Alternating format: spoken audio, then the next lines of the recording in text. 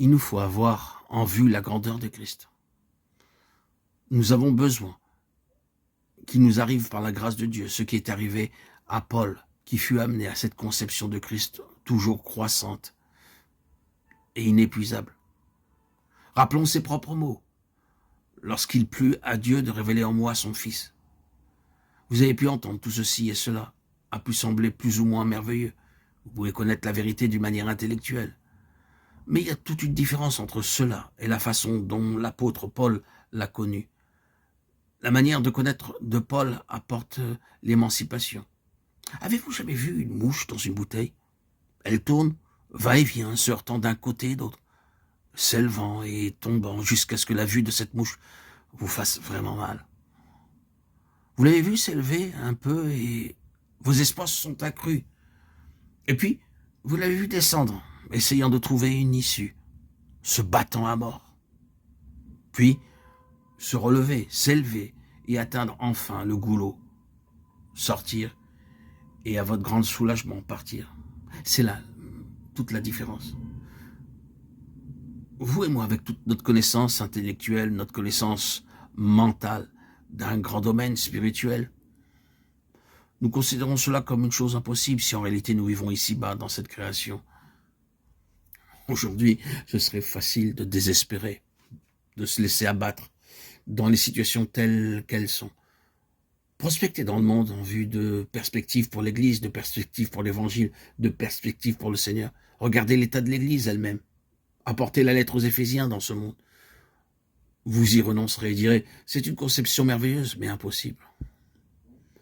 Essayez de la réaliser ici-bas, sur ce niveau, et vous heurterez au désespoir, au découragement. Considérez Paul alors qu'il examine les églises qu'il avait vues amener à l'existence et qu'il les voit se diviser et les hommes pour lesquels il avait souffert se retourner contre lui. Paul aurait pu désespérer dans son cœur si la base de sa vie était ici-bas. Quelles étaient les perspectives dans de telles conditions? Mais il se tenait dans les lieux célestes, en Christ, Jésus, et considérait que c'était une chose céleste, une chose éternelle. Relisez la lettre aux Éphésiens, remarquez comment elle commence. Béni soit le Dieu et Père de notre Seigneur Jésus-Christ, qui nous a bénis de toute bénédiction spirituelle dans les lieux célestes en Christ.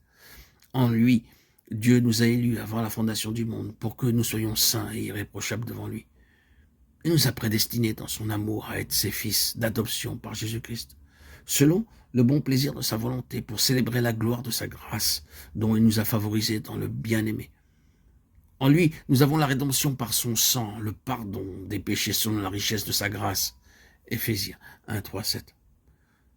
Ce sont ici les paroles d'un homme dont l'œuvre de sa vie se réduisait en pièces et dont tous ses vieux amis pour lesquels il s'était sacrifié se retournaient contre lui. Qu'a-t-il vu?